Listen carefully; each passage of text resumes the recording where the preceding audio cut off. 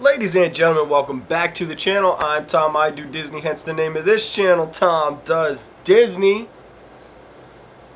We are 3 weeks away from our next Walt Disney World adventure, and I'm dying. I cannot wait to get back. But, in the meantime, let's continue with our top 10 attractions list. Today is going to be Animal Kingdom. Let's jump right into it. So guys, as always, there's an honorable mention here. The honorable mention today is going to be It's Tough to Be a Bug. Very cool show. I like it. I hadn't seen it in a long time, but I saw it last trip. It's a good way to beat the heat. Good way to get up close to the Tree of Life. Honorable mention. Coming in at number 10, Dinosaur. I don't really like this ride. I do kind of like this ride. It's the only ride that I can't really film, hence why there's probably not going to be any footage here.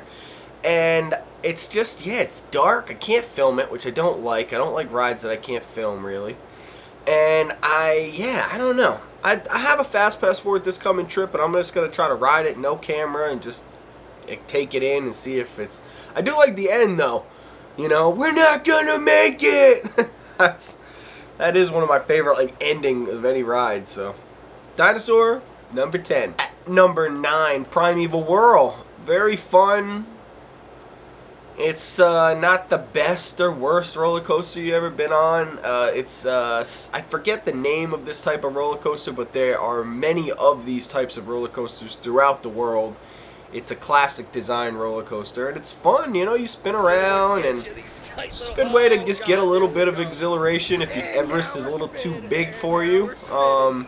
Or you just don't want to wait or something, you can usually get on Primeval Whirl within a reasonable time. So, shout out to Primeval Whirl. Coming in at number 8, Up. The Great Bird Adventure, I believe it's called. It is a amazing show. It's got Doug and Kevin from Up in it. It has cast members who are like bird specialists, and they teach you all about these. I would say it's about 9 to 12 different types of birds that you get to see and interact with.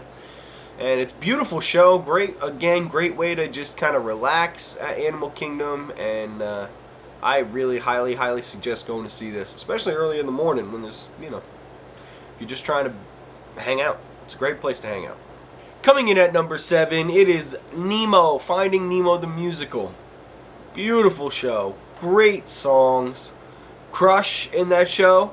Just go with the flow.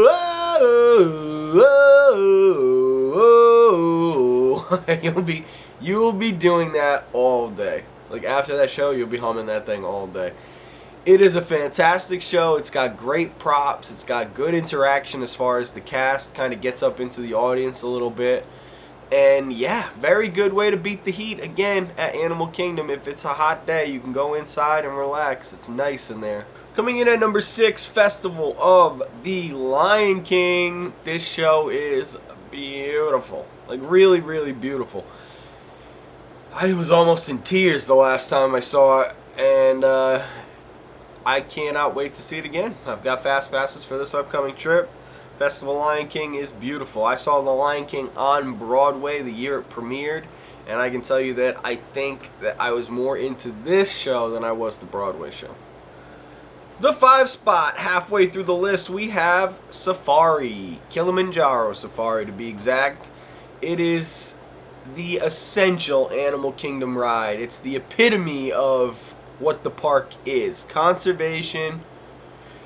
I love it. I love that you can have a different experience on it each and every single time you ride. I've had beautiful experiences on the Safari. I got my camera within about a foot, 2 feet of a rhinoceros, so that was definitely crazy. Yeah, it's a cool ride. I just cannot get enough of how different it would be every single time you rode it.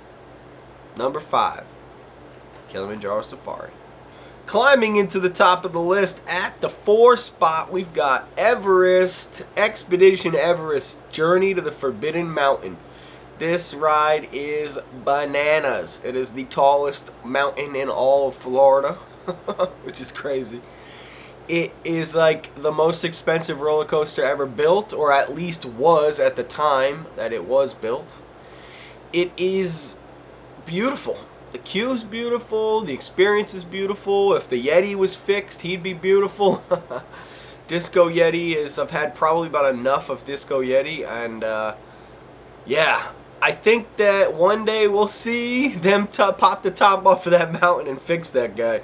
Until then, Disco Yeti for life. Everest, the number 3 at the number 4 spot. Numero tres, number 3, we have Kali River Rapids.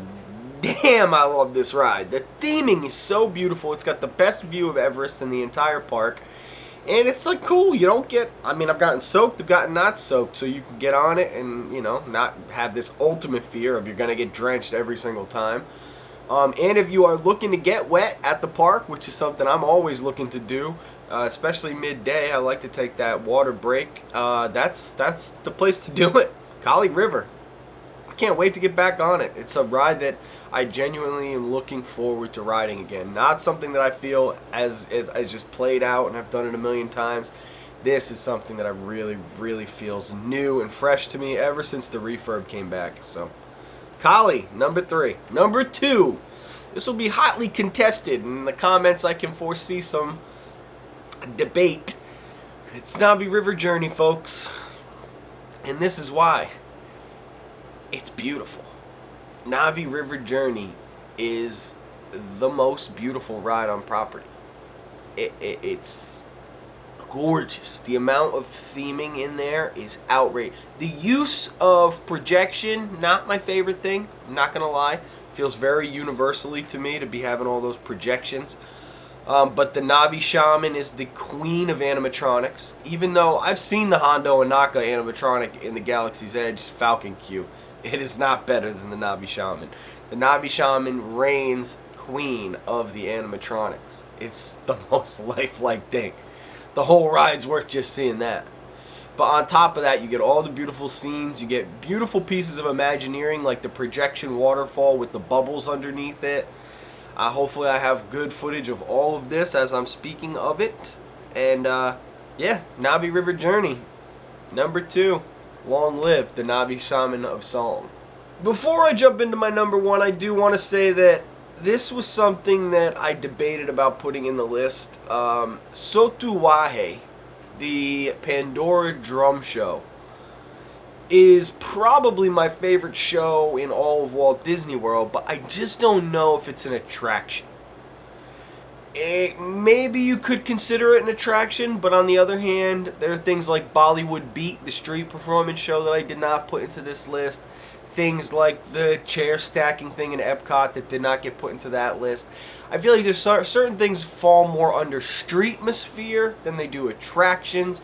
And for me, Sotuwahe is a streetmosphere thing. If you consider it an attraction, it would take the number 2 spot. Leaving us with the obvious choice for number 1, Flight of Passage. We all love this ride. It's the hardest fast pass to get. Debatably, in my head, it's actually Slinky's harder to get sometimes. But Flight of Passage is that groundbreaking ride, that thing that blows you away, takes your breath away. It's the smells, the sights, the sounds, the motion, the experience, the queue line, both fast pass and, of course, the standby queue. Oh my God. Amazing.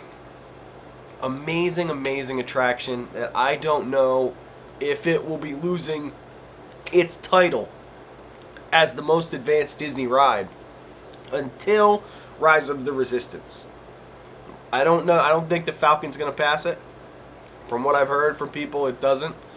But Rise of the Resistance, I think, will ultimately take that number 1 seed for the greatest, most impressive ride in Disney. But for now, and for the past few years, that honor has gone to Flight of Passage.